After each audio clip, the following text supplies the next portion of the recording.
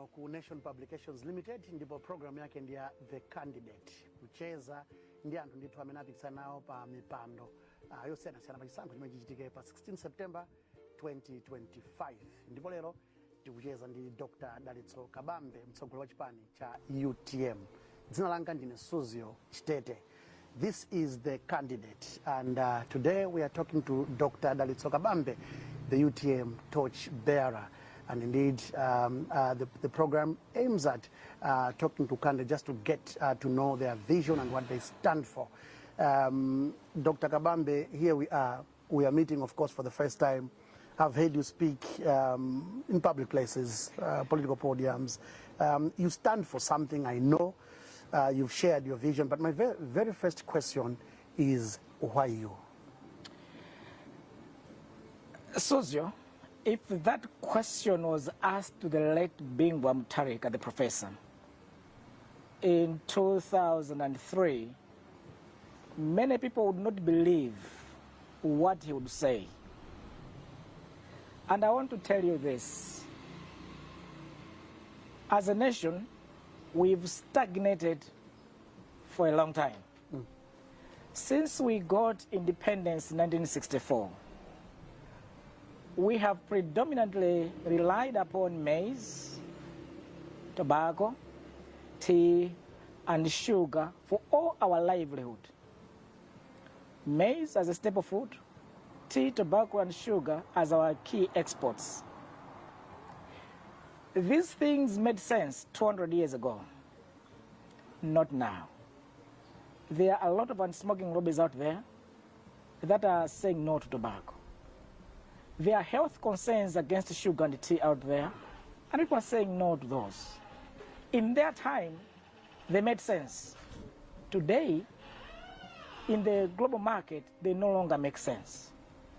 For 61 years as a nation since independence, we've remained permanently glued to maize, tobacco, tea, and sugar. As a development economist myself, and many other Malawians, we are so frustrated.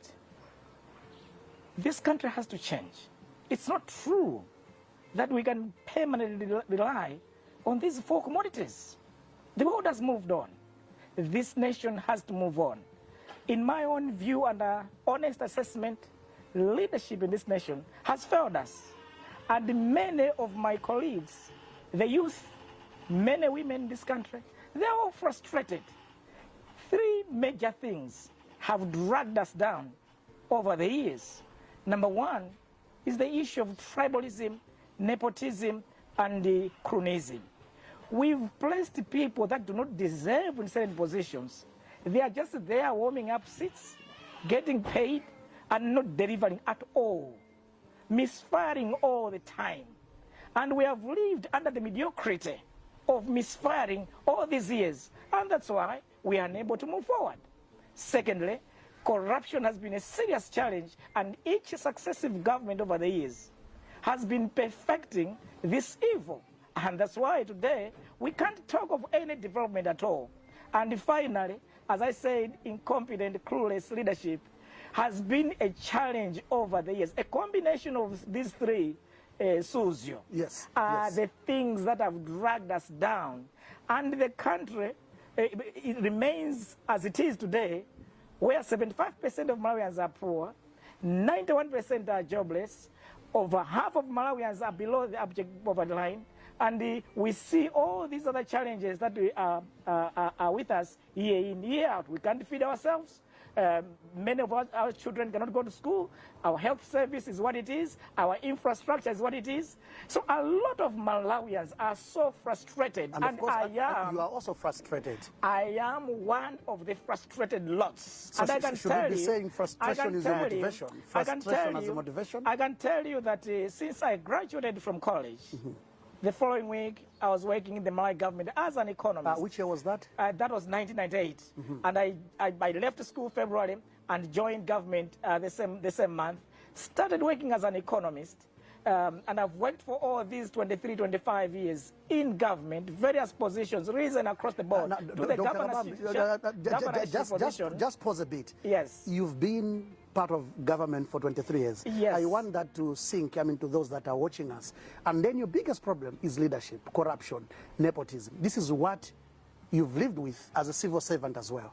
And the question is, why you? How do you come in as the right candidate? That's where I am, Sozio, to say that for all these years, I have been advising. We've been looking at how government is playing its game, is doing its business, and we have been advising and have been part of the team on the civil service that was advising the politicians, the leaders on the other hand. Some advice was taken, some was not taken, and as a result we see what we have. So out of sheer frustration and anger that our country is not moving forward, let me be part of the team that's want to change this nation. Hence my being in UTM, a team that is there to try to see and sort out these three evils in our society. They want to deal away with the issue of tribalism, making sure that everyone else who is appointed on any position is only appointed on merit without looking at where they are coming from. The way Manchester did it, they want to be winning premiership. They had to get the best players on every position for them to do well. When UTM comes into government, we want to make sure that we're not looking at who is coming from where. We don't care who you are. All we want to care is this position. Who is the best Malawian? Who can help us on this position? The position of a Minister of Finance, politician, who is the best person to hold the position of Minister of Finance? Who is the best person to hold the position of the Governor of the Central Bank? Who is the best person to hold the position of the Minister of Agriculture, Minister of Mining, Minister of Tourism? We simply want to go after the best in terms of merit. The best Once from we UTM do that, or the best from no, Malawi? the best from Malawi. That's the UTM philosophy. The best from Malawi. Let's get the best to be in that particular position. That's the first issue that UTM wants to sort out. The second issue UTM wants to sort out is the issue of ensuring that we close all the loopholes of corruption. Look, it's like a bucket, and then it has full of holes. And once you put in water there, it's just going through those holes. And you know what? Below those holes, there are these vipers that are getting rich out of the corruption. And they're the only people that are so rich when the whole bucket is empty. Everyone says nothing, but only to those few. They came in with one car.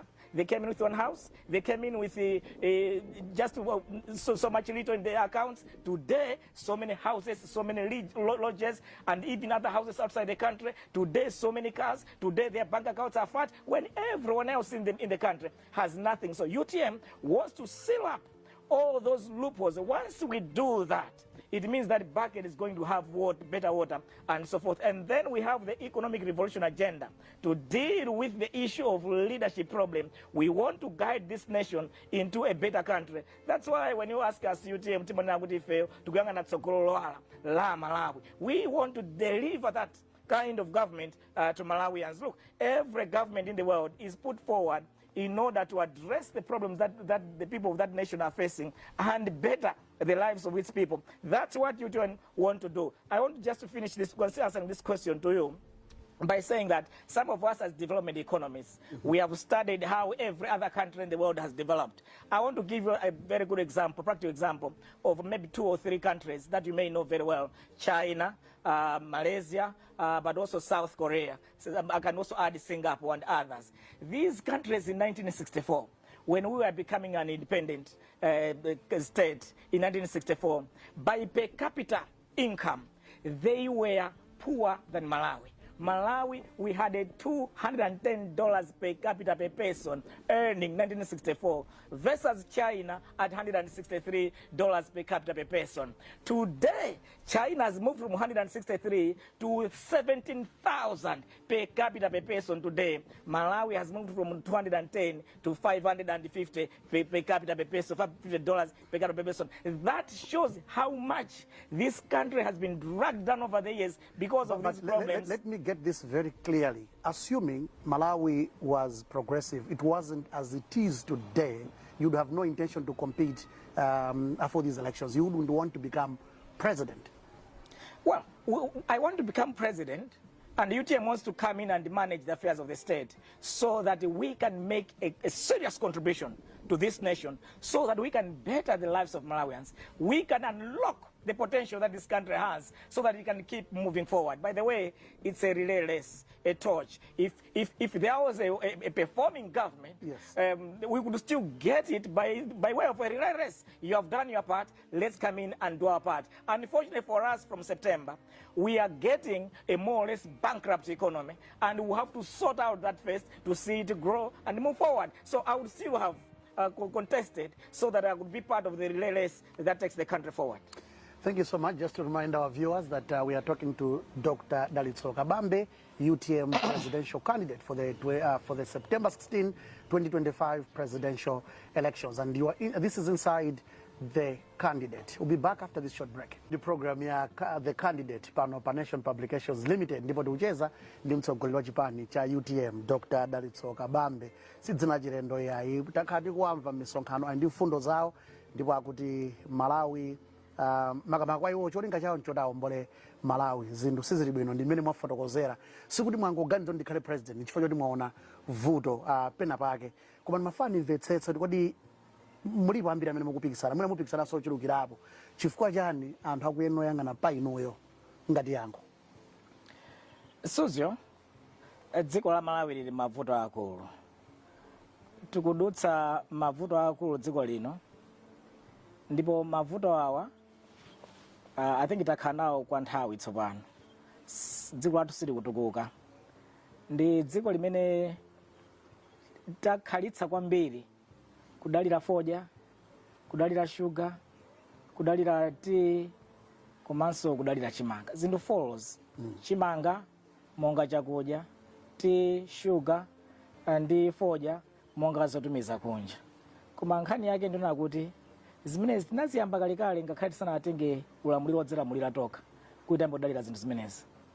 Komano munthu imene tinkadzitenga amene 200 years ago mmene tinkati yayi kunjako anthu akusuta kwambiri foja akumamwa tea kwambiri akumatsira sugar zinali zakale ma 200 years ago mmene anthu ankapangadi zimenezozo zinali business yabwino.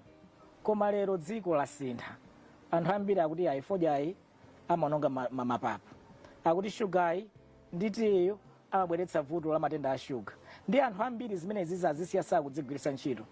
Koma ifeyo ngati dziko tili pati konkuja kumene dziko lasintha kwambiri ndingakhale takhala zaka 61 tili pa ufulu wodzilamulira sitinasinthe kwambiri. Zotsatira zake nzona tichipoti misika imene ija sikukula mitengonso sikukhala bwino mmene zimene zakhala dziko lapansi takhala ndi kukhala ndi vuto la Forex kunja kuno lakhala likuti vuta kwambiri. Komanso pambali papo ife ainu ake tapezeka kuti katangale watichulukira kwambiri. Tikupanga katangale kwambiri zili ngati beseni la madzi lili ndi mauna ndi nthata za njala zakhala kusuka mauna kuja madzi akamabwera kukatanda ndalama za MRA katanda ndalama za madonors kuchera kunja zikungopita mauna muja kukangopanga service anthata za njala zimene zinali njala kwambiri. Pano zaneneperato zakhuta zili nyumba zambirimbiri kuwerekeza ndi mmene anabwerera magalimoto ambirimbiri ndalama zambirimbiri ma accounts ndi kunja komwe manga nyumba nthata za njala zakhutirana zininga tukamba gulake pamene popo civil servants kapena andale ndikuti katangale wativuta across the board. Awawa manga nyumba katangale wativuta kwa adindo amene tinasankha maudindo sinasiyana. Katangale wativuta ndizo sezija zikungothera mukandangale zotsatira zake mbeseni amazimuja palibe chilichonse dziko lathu likukanika kupita patsogolo. Komanso china chimene chativuta kwambiri nchona kuti ifeyo ngati Malawi takhala tikulimbikitsa mchitidwe wosankhana mitundu. Likalowa boma ili ndiye kuti akatengana okhaokha kwawoko likalowa boma ili atengana okhaokha mamota ayang'ane kodi udindo uwu munthu oyenera kukhala pa position imene ndi ndani mongo yang'anira Malawi monga mmene dziko lili dziko lonse kuyang'ana udindo kuyang'ana ndi kupeza adindo abwino monga Manchester City ndimakonda kunena chisaze Manchester City kuti iyambe kuwina premiership inawunika kuti ma players tingapeze ndani pa position 11 pa position yakuti ndikupeza only the best players ma position onse aja chimodzimodzi coaching panel ndikukonza atakonza zimene kuyamba kusera bwino kuti style of play yabwino anayamba kumawina mipikisano. Ifeyo ngati dziko zinthu zitatu zimene tikuyenera kudzisintha. Number 1, position iliyonse ya mboma tisankhe munthu oyenera pa position imeneyi. Tisankhe kuti kodi pa minister of finance oyenera kwambiri ni ndani, pa governor wa Reserve Bank oyenera kwambiri ndina osayang'anira kuti akuchokera kuti kapena akutani koma kuyang'anira kuthekera kwa munthu position iliyonse tizitsika tikatero ndiye kuti tiyamba kuti vuto loyambirira takonza monga Manchester City inakonzera chachiwiri tikonze nkhani yakatangale poti madziwo akalowa mabo akungopita kumauna ku nthata za njalazi titseketseke mauna nthata za njala zonse tizitenge tikazitsekere kumaula pasakhalesi nthata za njala mauna tatseka madzi acho tikayamba kuyika mene mojamo madzi ajamba kukwera zikhala bwino chachitatu tionetsetse kuna kuti tasintha kachitidwe ka zinthu mmalo mongodalira chimanga mongodalira fodya mongodalira tea ndi sugar tiyang'ane kodi zilero zimene zikufunika kwambiri dziko lapansi lino ndi chani zimene tingathe kuchitamo kuti dziko lathu lipite patsogolo. Mapereka chitsanzo chizungu moja chitsanzo cha maiko ngati China, Singapore, Malaysia. Mu chaka cha 1964 mmene Mandela ufulu odzilamulira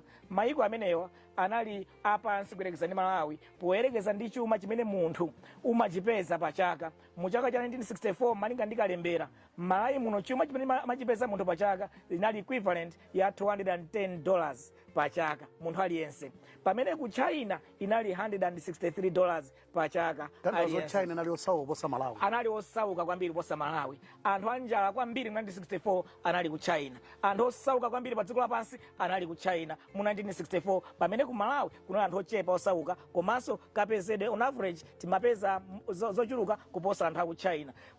Fast forward 61 years down the line zapezeka kuti ife tachoka pa 210 paja tabwera pa $550 per capita per person ndalama zimene munthu amapeza pa chaka, pamene China achoka pa $163 kwa munthu aliyense afika pa $17,000 kwa munthu aliyense, komanso chitukuko chapita paliponse. Ndiye muone zimene zatisiyanitsa. Ndafuna kuti nkhani zisalowelane kwambiri tibwererekaye pambuyo manena kuti mwakamba zakatangale mukamaza sankhaso mwina tilekeze mwina nduna zachuma ka Reserve Bank governor muziona luso la munthu osati kuti akuchokera kuti inuyo kuti mundi chipani UTM alipo amene akuthamanga panopa poyembekezera kuti akusonkha nawo mmemo nthawi imene ijeka zakwana zanena kuti ineyo mundiyike apa medu kamba panopa mwina ndizophweka mukazalo wano mboma mungasipiriza otana Malawi kuti inuyo muzakwanitsa mawu anu. Suzyo pazipani zazikulu mdziko muno, pazipani zazikulu mdziko muno ndi chipani cha UTM chokha chimene chili national party, zina zijani ma tribal parties. Chipani chachikulu ndi cha UTM chimene ngakhale mwa dzina lake chimonera kuti United yasanangoyikidwa ponena mawu ja United mana akuti chipanichi nchawina aliyense nsanje tuchitipa wankulu wang'ono aliyense ali mu United. Nde ifeyo UTM fe kwathu ndikusankha wina aliyense kuchifukwa ndi chipani cha wina aliyense wina usanali mu UTM yayi aliyense Malawi ifeyo tikudzathana kotheratu mchitidwe wosankhana mtundu kumene akuchokera. Sitizidzafunsanso tikamafuna kulemba anthu kuti aya ine machokera kukasiya timamva kuti munthu mumakhala mati shadow cabinet mmene mulilapo mukudziwa kale kuti ndamuyika apa ndithandiza uyo ndi ena usimukuwadziwa nimesa muna shadow cabinet mwayang'anira kwambiri anthu amene munawo pafupi muna mu UTM tilibe shadow cabinet kubwera cabinet izatuluka palibe shadow cabinet idzatuluka tikangowina pa 16 mudzayione cabinet imene izatulutseyo nokha mudzadziwanso kuti kuma chikabinet ndi chimene chichi cha anthu amene ali ndi kuthekera pa position iliyonse. Sitidzayang'ana kuti uyu amachokera ku Lilongwe, uyu amachokera ku Nkhatape, uyu amachokera ku Nsanje. Tidzangoyang'ana kuti kodi munthu amene angathe kuti ali kuthekera koposa wina aliyense pa position ndi ndani amene ndameti zapatse maudindo osene. That's the UTM philosophy. Komano tukapa pa UTM bwana mafunaso kuti tikamakamba za Dr. Kabambe dzina lanu silachilendo. Mwina ineyo namba ukutsatilani kwambiri muli budget director komabe namva pa nsonkhano mukuti amutangochokera ku Chancellor College 1998 munalowa mboma munakhalapo maudindo osiyanasiyana mpaka budget director munadzakhalanso PS nthawi nake foreign affairs mpaka Reserve Bank governor. Nthawi nake muli budget director kunali budget yatikati zero deficit imene simakhulupirira kwambiri kuti munamake thandizo lakunja koma kuti nthawi imene zinakhala ngati zavuta munaphunzirapo chani pa udindo umene uja pa nthawi imene ija yovuta ndikufusafusa chifukwa choti pakadali pano zikuonekanso kuti maiko othandiza Malawi nawonso akubwerera mbuyo. There is donor fatigue. Munaphunzirapo chani poyendesa zero deficit imene ena amaona ngati kunali kulephera kwa inu? Okay chabwino Suzyo tivomereze kuna kuti ngati muli pa nyumba muli ndi zingongole zambiri mwachisanzo 100 million kwacha ngongole za akatapira mukupeza 100,000 kwacha munthu wanzeru wa nyumba imeneja azipanga spendi 50,000 kwacha mwezi. Yes. Mwina 25,000 kwacha azikachepetsa akatapira aja 25,000 kwacha aone kuti kodi ndikhoza panga business ne yantundu wanji kuti no 100,000 izamba no kukula. Yes. Mwina ulendo wina ndizapeza 150 kena kumapita chitsogolo. Yes. Amene ndiye munthu wanzeru. Yes. Munthu wanzeru malinga ndi malemu a bingu ankanena kuti you must live within your means. Iweyo zimene ungathe kukwanitsa zija ukhalire mmene momo. Ukhalire mmene momo. Ndiye munthu wanzeru umaona kuti ine nditere nyumba imene yoyo ya munthu wanzeru akupeza 100,000, 50,000 akuja, 25,000 akubweza ngongole, 25,000 ena akupanga ka business. Popita pa nthawi mupezona kuti ngongole zija zayamba kutsika kwambiri.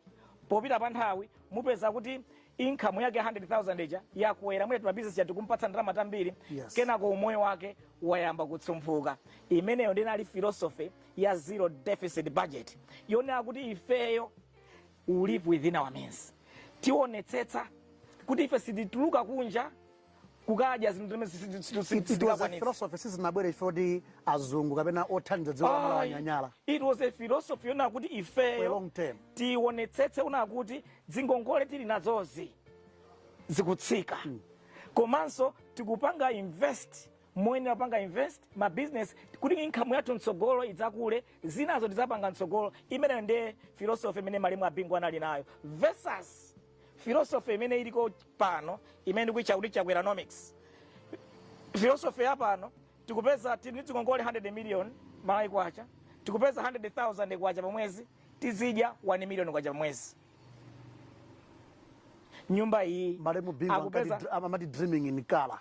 Si undi 100,000 pokatenga 1 million kuti mwina upangire chituko china. Kutanthauza kuti kubwereka ko. Suzyo, kutanthauza kuti uli ndi ngongole 100 million. Yes. Ukupeza 100,000. Yes. Koma ukudya zinthu za 100 million kwacha pa mwezi.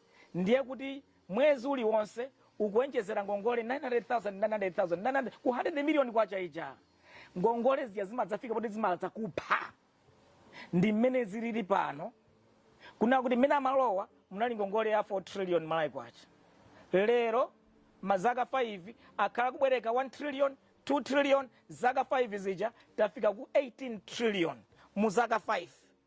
Tikupita kuti tikungopeza 3 trillion yoka, tikapeza 3 trillion ija imene akutolera MRA 3 trillion ija 1.7 trillion tilipire masalari, 1.6 trillion tilipire ma interest payments, ma interest pa ngongole zija. Koma tikubwerekerabe nyumba iyi olafune olasafune apezeka kuti osafa ndi zingongole. Ndi mavuto onsewo amene tikupeza nawo lerowa chifukwa takhala tikupanga reckless borrowing. Ine ndimakonda kunena kuti komano mukakamba nkhani yobwereka iyi ndimamva ena manena kuti asabwereka ndani olo maiko amene timatamaja chuma chawo chimayenda bwino nawo sambabwereka ndi ngongole yathu yayipapati. Tikubwereka mopyoleza muyeso, mopyoleza mulingo. Koma ndi titani kokakamba ndalama zichokere kuti mwina si kubwereka kunkumene kubweresa ndalamazo. Ndizimene kuti zinthu zina tikumabwerekatu ndalama zake zomakathera ndani nthata za njala. Nthata za njala zili pansi pacha ndi mukabwereka ndalama zikuthera kuti kumene kuja mukatseka mauna aja mupeza na kuti basi no mwamba kukonza madzi amba kukhalamo tikachotsa corruption. Sizafuna kubwereka all this money that we are borrowing currently. Zikufunika kuti ifeyo tipange live within our means, tikhale ndi discipline.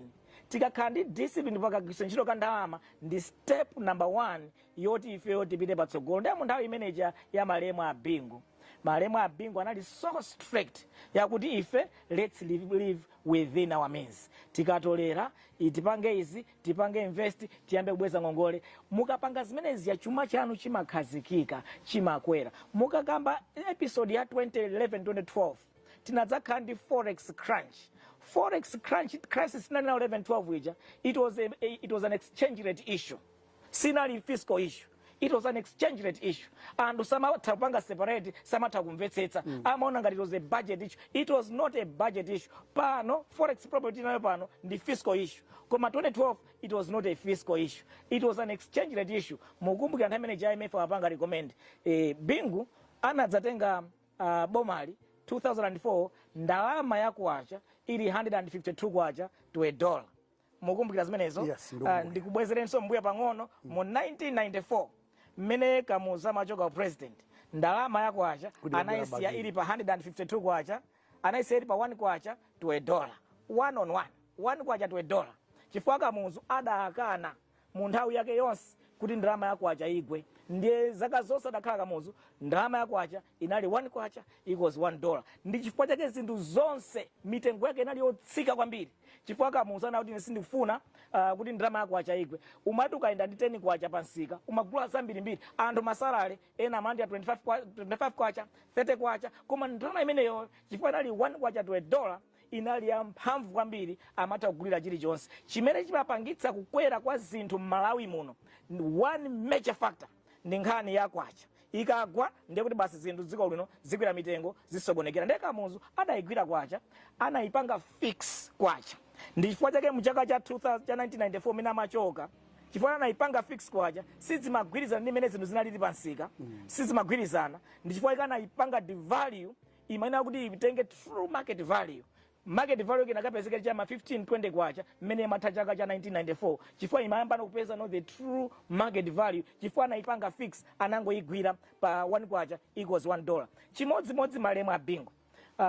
Atabwera 2004 kwacha anaipezera suntha kuchoka pa 1 kwacha to $1. 1994 kudzafika pa 152 kwacha to $1. Ndiye malemu a Bingu nawonso anatengera Kamuzu.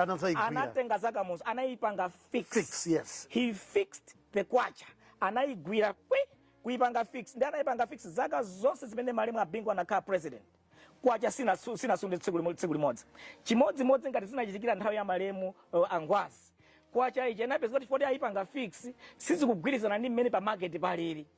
Sizikugwirizana kuma iwaja aipanga fix, zisakugwirizana.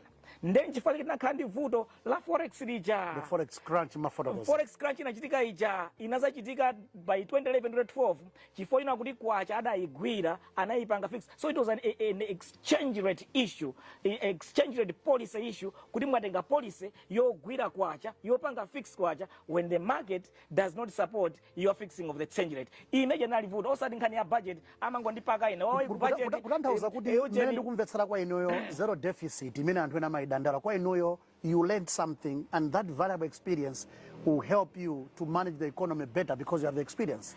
Nkhani ya living within our means. Living within our means. Living within our means ndiyo funikira kwambiri. Ndi imene tikunena mukambati zero deficit budget, yes. Ndi living within our means. Kuti munthu usapite kubwereka kupempha anthu ananena kale, there's no dignity in begging, there's no dignity in borrowing.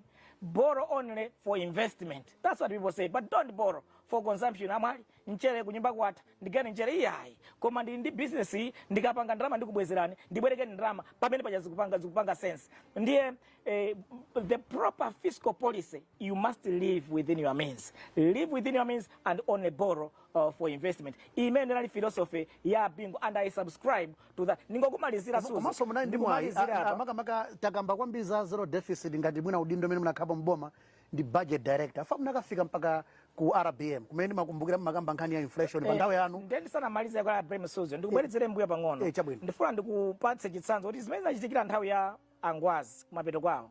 Kuti adayigwira kwacha mosayenera mapeto ake mmene abwera muluzi, he had no choice kumakuti ayipezere kwacha the true market value, anazapezera ayipanga devalue mpaka nimezi nakhalira muja amene apange correct panalibenso njira ina amene apanga correct. Chimodzimodzi mu 2012 mmene anabwera High Excellency Dr. Joyce Banda, nawonso anapeza kuti Bingu ayigwira kwambiri kwacha ja necessary, nawonso analibe choice amene akuti apange correct kuti kwacha ipeze true market value, inadzakwera mpaka na 190 kenako 200 chakuti kenako mpaka na 300 chakuti ngati ukumbukira mmene amaitenga apita ili pamene paja kwacha ikamaluza mphamvu ndioti chilichonse simudziko chikukwera mtengo kuchokera mezi nali nthaka ya ngwazi mpaka pano zinthu zakhala zikumangokwera chifukwa kuti ndalama yakwacha yakhala ikupanga lose value mpaka napano. Ndiye pano mistake yomweyo imene tinayipanga nthawi ya ngwazi tinayipanga nthawi ya bingu, pano mistake yomweyo tayipanganso.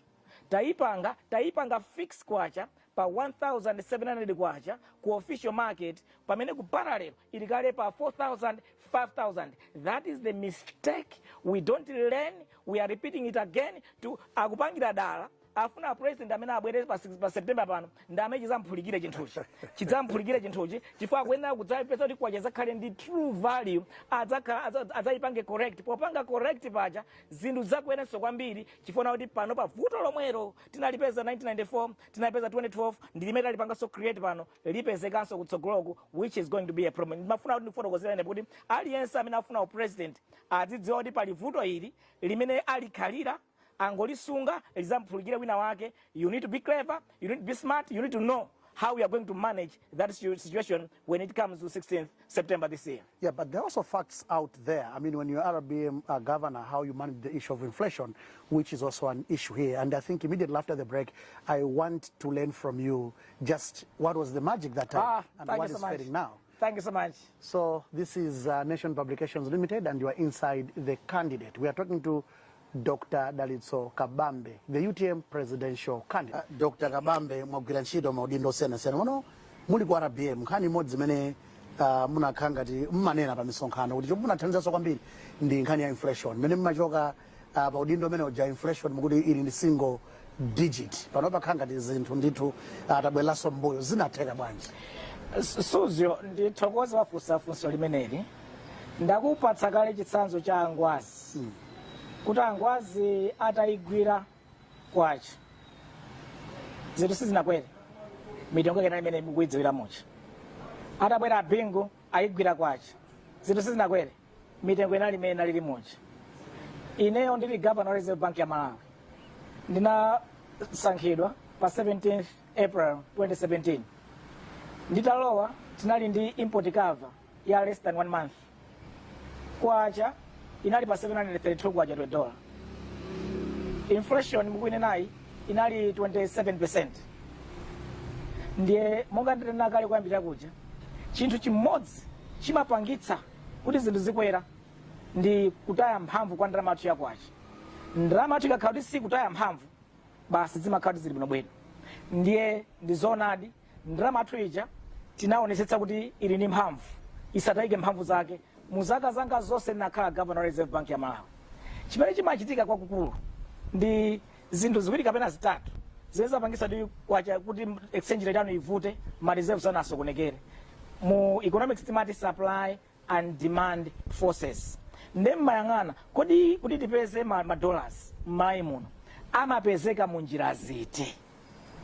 Tikagulitsa fodya ndi sugar timapeza fupifupi $1 billion. Koma nanga timagula zinthu ziti kunja zimene timazifuna m'dziko lino. Number 1, mafuta a galimoto tikuona ngati pa $60 million mwezi uliwonse. Ndiye ukapanga $60 million ndikupanga times 12 upezeka kuti tikuyandikira kale billion imene timaononga nkhani ya mafuta okha pa chaka. Timagula magalimoto, ma spare parts, mafetereza ndi mankhwala. Zinthu 5 zimene zizi ndi zimene timagula kwambiri kunjako. Tikazigula zonse pa chaka zimakwana fupi $3 billion. Ndiye mmakhala ndi gap. Tikutumiza katundu 1 billion tikutenga katundu wa 3 billion tili ndi balance of payment yosokonekera. Ndiye titseka bwanji balance of payment kwa zikamasokonekera nchicha kwacha ikuna kuti iluze mphamvu. Ikuna iluze mphamvu chifukwa demand ndi yambiri pamene supply ndi yochepa. Ndiye ukatswiri ndi ukadaulo umene ife kwa RBM mu nthawi yanga tinapanga unaliona kuti chabwino tikupeza 1 billion ndi njira zina ziti zimene tingapeze ndalama zambiri to cancel out zifika pa 3 billion kuti demand supply zopanga na cancel out. Chimene tinapanga tinadzapanga analyze donor support. Ndiye tinaiona donor support yonse kuti World Bank utipatsa makuti akuti atipatsa makuti akuti atipatsa makuti ndalama zimene zili committed ndizi. Koma chimavuta mboma nchoti ma project aja amakhala slow moving.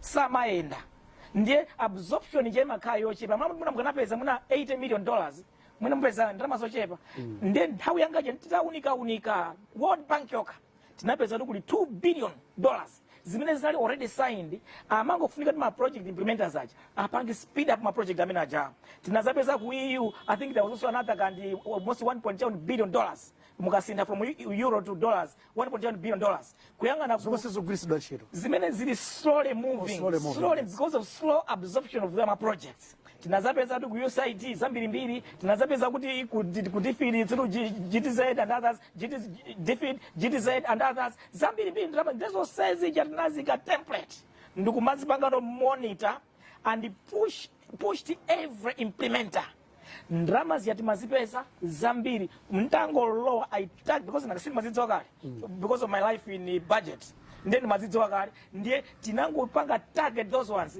ndikupanga push up from the 1 billion tibai pesa yaka ndiyaka ija and close the gap to close to $3 billion. But at the same time tinatsatumisa team ipite kuma embassy watu ndukapanga lobe ni Malawians living all over the world for remittances kuti akwere remittances athu anadzachoka ndikulowa ku Reserve Bank $30 million kwa chaka $30 million pachaka in 2016 tinakweza from 2016 $30 million mitina remittances to $250 million in 2017 chifukwa tinakapanga lobe kwa Malawi. These are facts. These are facts. Presidential candidate. Mwafusa nyamata ku Reserve Bank ajakuza ndi makhala ndi meeting ma project implementers every week. Ineyo ngati governor kuita ni sama project implementers all sama donors every week kumakhala meeting ku push them kuti ndrama zizibwera ukanga mtengo wa masuku ndio kupukusa kuti masuku azigwa dollars azigwa mafulumira. That's what I was doing. Every week I forced myself to do something like that. Cholinga tikali ni dollars ambiri ndi nakupeza ndi dollars ambiri abwera komanso awawa uti remittances abwera ndi in total tinapeza ndrama zimene tikupeza ndi zambiri kwacha yathu that time inapeza yakazikika. We also pushed up industry trade apange push from FDIs and our private sector amene angasambisa business akuno Malawi osiyana ndiye we pushed them mbali mene just so there were a lot of dollars that were coming through my FDI zonse zija zinapangisa kuti supply side yathu ikwere. On the demand side ndithokoze kwambiri malemu onaboda kudokonde ali minister timakambirana kuti zimene zimaononga kwambiri ndalama Forex ndi boma. Forex ya dziko lino amaipeza ndalimi akagulitsa foja akagulitsa tea akuti estate akagulitsa sugar airovo zimene ziyende zimatipezera dollars koma amene amagulitsa ntchito kwambiri dollars ndi boma uses almost 70% of all the forex in the banking system. Why? Iwo ajenda amene amapita amaenda kunja akamaenda dziko muno akamaenda magali moto awo ajatsira mafuta agula zima VX zima TX ma spare parts maintaining of those cars. Iwo ajenda amene amaononga kwambiri forex ya dziko lino. Ndakuuza kale kuna kuti chimene chili pa number 1 ndziko lino chimagwisa ntchito kwambiri forex ndi mafuta galimoto amaenda kwambiri ku dziko ndani ukapeza ndabo mali vimvi akamaenda paja they are using more forex amagula kwambiri magalimoto ndani aboma amapanga maintenance ya magalimoto ndani aboma ndiye zimene zija fertilizer amagula ndani aboma pankhali mafuta maona ngati ndimwayo ndiphunzire kuchina chake kwa inoyo the G2G imene boma layamba kuti kazigula mafuta ndi boma ndikumbukira tinayi ndi Petroleum Control Commission chinalephera chimene chachifukwa cha nkhani yakatangale boma limakhala patsogolo makagula mafuta ndiye ndikaona energy policy 2003 kunabwerano private sector participation. Inuyo mtati mwalowa mboma maganizo wanu participation ya boma ndi private sector pankhani ngati ya mafuta fertilizer izakhala motani kwenikweni. Economics 101 ikuwakanika gakhale ndikuti 101 ikuwakanika awawo economics simalola timati public good ndimene boma limachita. Yes. Private good boma sili kulowera mu issues of private good. Mafuta it's a private good, it's a private business. Boma sili kuena kulamo nde mukupanga upside down mukutsadira economics yanu anyamata wonse asungwana wonse anakaphunzira economics pachanko. They will tell you what government is doing is wrong. Chifukwa that's not the way of doing it. Zimene private sector imaina kupanga leave them apange zimene zija let inu regulate the market under free market environment, zipezeka mtengo wake oyenera wabwino and so forth. Koma za government to government is boma lizikagula zona mafuta agalimoto kena kwakamba tikugula zovala. Now, Dr. Kabambe, the other thing I also want to learn from you, ndinkhali mene malankhula yopatsa chidwi ya 100 billion boma lililonse. Munoma Malawi sovuto lino limene lakhateta khali nawo ndinkhani ya fiscal. Sinamaliza nkhani ya treasure. Oh, nkhani ina ya inflation sinamaliza. Oh, nkhani ya inflation. Yes. Sinamaliza ndio ndilole ndimalize manager mupeza mene mukakonzera ngatemu. Ndimalize manager unakuti. Yes. Titapanga zonse zija zinapezeka kuti ndrama yathu yakwacha inakhazikika. Number 1 sina sunti zaka zonse 4 nakhala governor reserve bank. Komanso forex cover naipeza ili pa 1 month of import cover inakwera mpaka na 6 months of import cover. Ndenda fotokoza kale unakuti mukangoigwira ndrama yakwacha mudziwe kuti mwapanga term inflation. Imeti mati core inflation ya inflation ni magulu awiri. Inflation ya zakudya ndi inflation ya non food osakhala zakudya. Yes. Inflation ya zakudya mmene chimanga chilili ndiye chimanga chikakhala bwino chakudya chikakhala bwino basi inflation imakhala bwino bwino. Pamene mbali nayi mukakhala kuti kwacha yasuntha ndiye kuti mafuta agalimoto akwera komanso pokagula zinthu zija uko akagula zinthu zina zonse mokwera ndiye kuti zinthu zija ziyamba kukwera mitengo inflation. Ndiye kuti tikwanitse single digit inflation imene tinachotsa 27% April ndikudzayitsitsa mpaka na 5% chifukwa choyamba chakudya chinaliko nthawi imeneja ndiye kunalibe food inflation imene makwera. Chachiwiri chifukwa kwacha inaluli akhazikika bwinobwino ili bwinobwino zinapezeka zinthu zonse zija zayamba kutsika inflation yayamba kutsika zinthu zasiyanso kukwera basi ndikupeza inflation ija iyo yatsika chifukwa inalibe chile yipangitse inflation ija kuti ikwere ndiye inflation ya yokha inangotsika to single digit tipamaliza December 2017 inflation inafika 7.1%. Ijama di core inflation ndiye kuti imene makamo stubborn inasintha mpaka na 5.1%. 5.1% ndingati meneka muzo anaisira 1994 imene naipeza 2017 by December mpaka nakana inflation 20%. So inatsika mpaka kukhazika mpaka na 5% lero yamba zaka zonse 4 inakhala mu single digit muja mpaka 2024 chifukwa tinapanga manage the one major factor kugwa kwa ndalama yakwacha inali bwinobwino mukangoyikhazika ndalama kuti ndiyo khazikika munthu akafuna forex akumakaipeza ku bank even parallel rate simasunthaso imakhazika. There's no reason upite ku parallel kumene ukagule modula dollar pamene ku banki au kulitsa mantengo abwino. You'd rather go to the bank ndiye ukaipeza pamene kujako ungopita banki ndiye ku parallel kunali kuti parallel sonayonso yatheratu kulibe chifukwa amene kuti adzipanga compete ndiye ku banki ndiye chifukwa mabanki anali ndalama zambiri 6 months of import cover ndalama tinali kukhazika zaka zonse 4 ndi chifukwa chake tinakwanitsa kuna kuti our economy our macro economy tipange reach stability yokhala ndi inflation yotsika single digit throughout kwacha yokhazikika ma reserves okhalapo interest rates za dziko chifukwa the economy was stable tinakwanitsa kusitsa from 24% down to 13.5% main machoka ma interest rates kuti chilongola dzanja cha anthu pita mabanki zonse zinali bwino chifukwa tinapanga philosophy ya malemu abingu philosophy ya ngwazi but this time around focusing on the supply side kuti ku supply side kukonze zonse zikhale bwino and so forth. Moving forward pa 2016 ipa munthu amene akulu ngati president adzakumana ndi parallel rate ili pa 5000 official ili pa 1700 pakufunika nzeru yake number 1 mukati munthu amene azakhale president. Are you removing yourself from the picture kapena mulimo mwemo? Tsopano ineyo ndikakhala president pa 16 pano ndikakhala president pa 16 pano yes zikufunika ona kuti 1700 ija unike mwachangu on the demand side again on the supply side. Ku supply side iko uone kuti kodi mmene zililimu nditani nawo ma dollars kuti apezeke chifukwa kuli dzimaria zosatiza masewera mafuta ambiri tikumapa ngongole tikungotenga letters of credit kwatenga ku letter of credit ka Badea katenga letter of credit uko ka Bank of Jani ndiye kuli zingongole zambiri zimene tapanga tikungoma mafuta aja pa zingongole mabankimo muli backlog of uncleared payments. Ndekuli chibaklo kusema sewera cha uncleared payments. Komanso feteleza amene akhati kugwiritsa ntchito dziko lino. Wambiri wayo akhati kugwiritsa ntchito pangongole. Sinabwezere ndalama zake kwalipira masuppliers a feteleza. Ndi masuppliers amafuta, masuppliers a feteleza, mabacklog a private sector amene mabanki. Ndiye kuli zambiri zoti upangika clear zimene zija. Funso zakhauli kodi ndalama zake zichokera kuti ndipange clear zinthu zimene zizi mwachangu. Ndiye nzeru zina ndiziyanane nakale zija. Monga ndili governor uunike kuti masources enawa alipo amene tingathe kugwiritsa ntchito mwachangu kuti ziyendere bwino. Tsoka ndilo nthawi imene tinali ndi IMF program. Ndiyo kandi IMF program and when amakuthandiza ndalama chifukwa it's a signaling effect to other donors to bring you money and so forth. Ndiye tinali ndi IMF program ndalama amatibweretsa nthawi imeneyi. Pano IMF wapita palibe mwina madonors ena amene atipatse ndalama. Komanso globally kuli nkhondo ku Ukraine. The US policy has changed as ajepesa support ya through USAID. Komanso Europeans are being asked to do more kunkhondo ya Ukraine.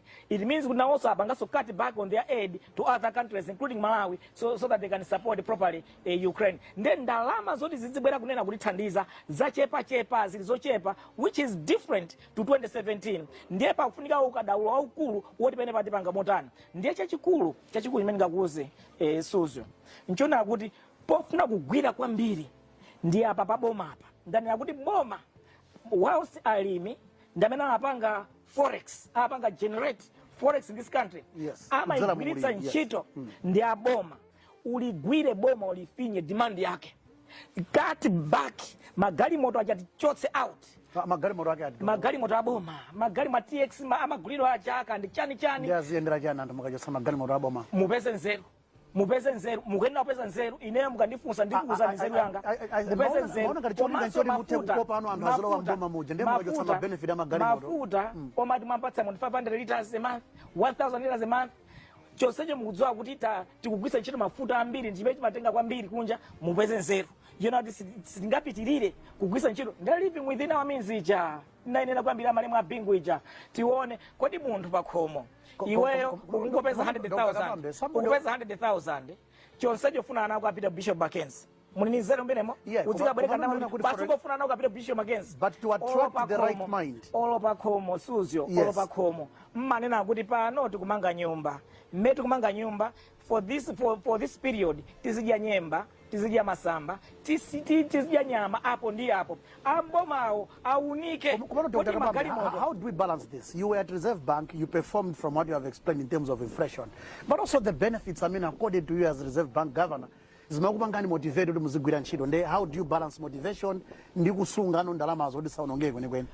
Ndimene kunena mukuti Suzi mukakhala pakhomo mmauzana zoona kuna kuti panopo tikumanga nyumba. Yes. Mmene tikumanga nyumbamo mulole tizidya kwambiri nyemba ndi nsima tichepetsa nyama ndi nkhuku ndi nsomba tizadya mtsogolomo tifune tisafune we have to live austerity, serious austerity measures, serious ones.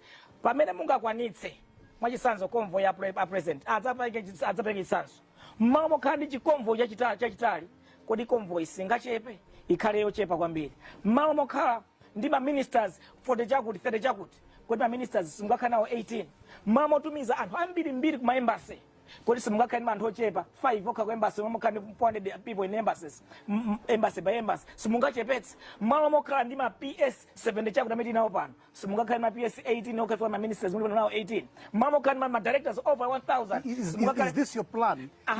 Is this what you want to do when you get into power?